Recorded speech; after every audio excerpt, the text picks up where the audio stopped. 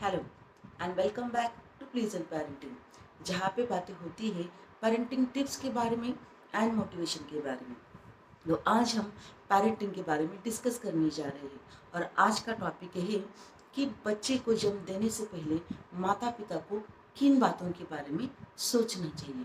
अब बच्चा जो होता है वो गॉड का बहुत ही ब्यूटीफुल क्रिएशन होता है। जब भी हम छोटे बच्चे को देखते हैं हमें बहुत अच्छा लगता है। जब भी कोई माता पिता बच्चा जब भी वो सोचते हैं इस चाह में लाने के लिए, उनके भी बहुत बड़े बड़े अरमान होते हैं। ये तो कुछ पेरेंट्स के बारे में होता है, लेकिन कुछ पेरेंट्स के साथ ये भी होता है कि समाज के प्रेशर के अंडर, अपने माता पिता के प्रेशर के अंडर वो रेडी नहीं होते मेंटली फिजिकली, फिर भी वो बच्चा पैदा करने के बारे में सोचते हैं। मोस्ट ऑफ द केसेस के बारे में ये होता है।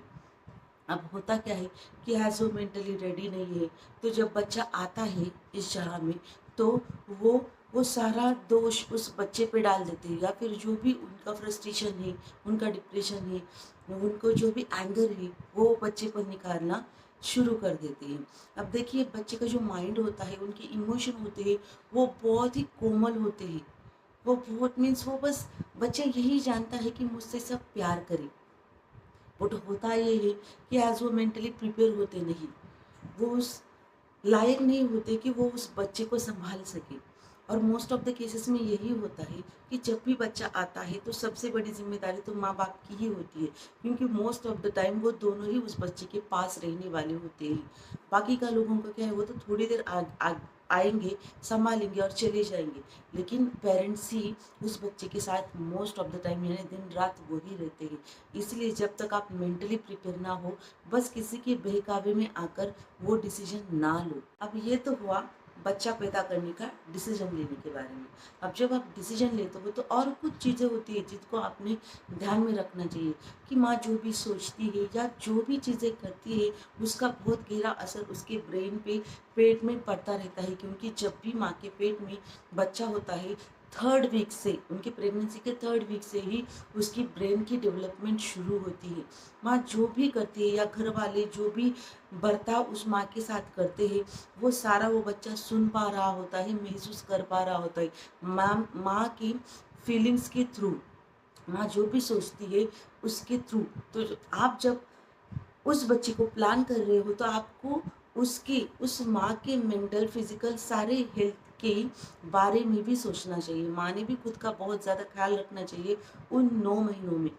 उसके बाद भी जब बच्चा यहाँ पर आता है तो उसको, आपको अच्छे से एटमॉस्फेयर देना चाहिए। उससे पहले जो हुआ सो हुआ, लेकिन उसके बाद में बच्चे पर, बच्चे के मेंटल इमोशनल हेल्थ पर बुरा असर ना हो, इसलिए आपको बहुत सारी चीज़ों का ध्यान रखना चाहिए। इसलिए आप पेरेंटिंग के बुक पढ़ सकते हो। और जब भी बच्चा पेट में होता है, आजकल गर्भ संस्कार वगैरह वैसे भी चीज़ें होती है, एक्टिविटीज़ होती है, गर्भ संस्कार सेंटर होते हैं, या तो फिर गर्भ संस्कार का बुक आप पढ़ सकते हो। वहाँ पे सारी चीज़ें दी है कि क्या खाना चाहिए, क्या पढ़ना चाहिए, क्या करना चाहिए माँ ने। तो वो सब आप कर सकते हो अपने बच्चे के साथ, ताकि आपका बच्चा कोई छोटी मोटी रिस्पॉन्सिबिलिटी नहीं है। अब बहुत सारे घरों में बच्चों के सामने चिल्लाना, गालियाँ देना, ज़ोर से बोलना, बच्चे के साथ भी ज़ोर से बोलना, उन्हें पीटना, ये चीज़ें बहुत कॉमन है। क्योंकि जब हम छोटे थे तो हमारे साथ भी यही हुआ था। लेकिन आपको पता नहीं कि रिसर्च में ये पाया गया है कि ये सारी चीज़ें हम जब बच्चों के साथ करते हैं तब उनके दिलो दिमाग पर, उनकी डेवलपमेंट पर बहुत गहरा असर पड़ता है। इसलिए ये सब चीज़ें हमें नहीं करनी चाहिए। यहाँ तक कि उनको, इनको भी हर्ट होती है। आप ही देखिए, जब घर में 5-6 लोग बैठे हैं, अगर मेहमान आए हैं, उनके सामने आप जब बच्चे पर चिल्लाते हैं, उसके बारे में जब भला भला भला बुरा कहते हैं, 4-5 मेहमान बैठे हैं, उनके सामने आप जब आपके बारे में भला बुरा कहते हैं, तो उस बच्चे को सब कुछ समझ में आता है। वो जब छोटा भी होता है ना, तब भी उसे सब कुछ समझ में आ रहा होता है, वो बस बोल नहीं सकता है। आप देखोगे कि वो छोटी छोटी चीज़ मुझे सब समझ में आता है, लेकिन वो उसे एक्सप्रेस नहीं कर पाता है, क्योंकि उसके पास वर्ड्स नहीं होते। उसे पता नहीं है कि कैसे एक्सप्रेस करना है, इसलिए वो कभी रोता है, चीखता है, चिल्लाता है, क्योंकि वो उसका वे है एक्सप्रेस करने का, चीज़ों को वो एक्सप्रेस करता है। तो हमें उस पर चीखना चिल्लाना नहीं है। हमें, अगर वो छोटा भी है तो हमें ये भी समझना चाहिए कि उसकी भी सेल्फ रिस्पेक्ट है। हमें ऐसा लगता है कि जब हम बड़े होते हैं या फिर बड़े लोग जो है घर के, उनकी ही सेल्फ रिस्पेक्ट है, जो छोटे हैं उनका कुछ नहीं। लेकिन ये सरासर गलत है। हर व्यक्ति की अपनी अपनी सेल्फ रिस्पेक्ट होती है और उसका हम सब ने ख्याल रखना चाहिए, चाहे वो छोटा भाई बहन हो, बड़े हो, सबको। बड़ों को तो हम इज्जत देते हैं क्योंकि वो हमें पहले से सिखाया जाता है, लेकिन छोटों को भी हमें इज्जत देनी चाहिए, चाहे वो छोटा बच्चा भी क्यों ना हो। सबकी मेंटल हेल्थ के बारे में, इमोशनल हेल्थ के बारे में हमने सोचना चाहिए। छोटा है इसका मतलब ये नहीं कि हम कैसे भी उनके साथ बिहेव करें। ये थी कुछ चीज़ें जो आपको आपके ध्यान में रहनी चाहिए। और भी बहुत सारी चीज़ें हैं जो आप कर सकते हैं, जो आपको इंट्यूटिवली आती है, जो आपके बच्चे के फ्यूचर के बारे में बहुत अच्छे हैं। जो हमारे साथ हुआ है जब हम छोटे थे तब, वो उसके साथ ना हो, इसको आपको हमेशा ध्यान में रखना चाहिए।